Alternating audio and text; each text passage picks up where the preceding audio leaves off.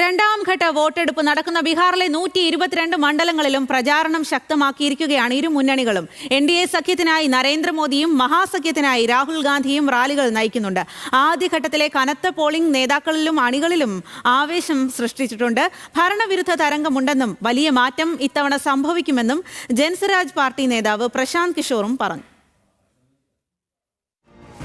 14 ജില്ലകളിലായി 17 റാലികളാണ് NDA സഖ്യം നടത്തുന്നത്. നരേന്ദ്രമോദി ഔറംഗാബാദിലും ഭാഭുവയിലും റാലികൾക്കെത്തും. മുഖ്യമന്ത്രി നിതീഷ് കുമാർ കിഴക്കൻ ചമ്പാരനിലെ പഹാഡ്പൂരിൽ റാലിക്കെത്തി. കേന്ദ്രമന്ത്രി നിതിൻ ഗഡ്കരി, UP മുഖ്യമന്ത്രി യോഗി ആദിത്യനാഥ് എന്നിവരും വിവിധ റാലികളിലുണ്ട്. മഹാസഖ്യത്തിന്റെ പ്രചാരണത്തിൽ രാഹുലും തേജസ്വിയും കൂടുതൽ റാലികളിലുണ്ട്. പ്രിയങ്കയുടെ സാന്നിധ്യവും ദിബാങ്കർ ഭട്ടാചാര്യയും വിവിധയിടങ്ങളിൽ ശക്തമായ പ്രചാരണം നയിക്കുന്നുണ്ട്. മല്ലികാർജുൻ ഖാർഗെയും ബീഹാറിലുണ്ട്. വാരാണസിയിൽ വോട്ട് ക്രമക്കേട് നടത്തിയെന്ന് രാഹുൽ ഇന്നലെ റാലിയിൽ ആരോപിച്ചു. മോദി പ്രധാനമന്ത്രിയായത് വോട്ട് തട്ടിയാണെന്ന് രാഹുൽ ഗാന്ധി കുറ്റപ്പെടുത്തി.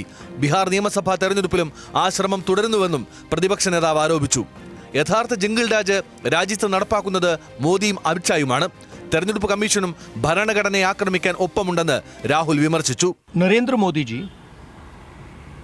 അമിത്ഷാജി और इलेक्शन कमीशन मिलकर संविधान पर आक्रमण कर रहे हैं. संविधान कहता है 1 मैन 1 वोट. हरियाणा दिखाता है कि 1 मैन 1 वोट हरियाणा में था ही नहीं. 1 मैन मल्टीपल वोट था, ब्राजीलियन वुमन वोट था. എന്നാൽ ബീഹാർ സാമൂഹിക സാമ്പത്തിക തകർച്ചയ്ക്ക് ഉത്തരവാദി കോൺഗ്രസ് ആണെന്ന് ലോക് ജനശക്തി പാർട്ടി നേതാക്കൾ ആരോപിച്ചു. NDA അധികാരത്തിലെത്തുമെന്ന് കേന്ദ്രമന്ത്രി ചിരാഗ് പാസ്വാൻ ആത്മവിശ്വാസം പ്രകടിപ്പിച്ചു. സംസ്ഥാനത്ത് വലിയ രാഷ്ട്രീയ മാറ്റം സംഭവിക്കുമെന്നാണ് ജൻസ്വരാജ് പാർട്ടി നേതാവ് പ്രശാന്ത് കിഷോറിന്റെ പ്രതികരണം. ഉയർന്ന പോളിംഗ് ഭരണവിരുദ്ധ വികാരത്തിന്റെ സൂചനയാണെന്നും അദ്ദേഹം പറഞ്ഞു. 122 മണ്ഡലങ്ങളിലേക്കുള്ള രണ്ടാം ഘട്ട തെരഞ്ഞെടുപ്പ് നവംബർ 11 നടക്കും. National desk, news Malayalam.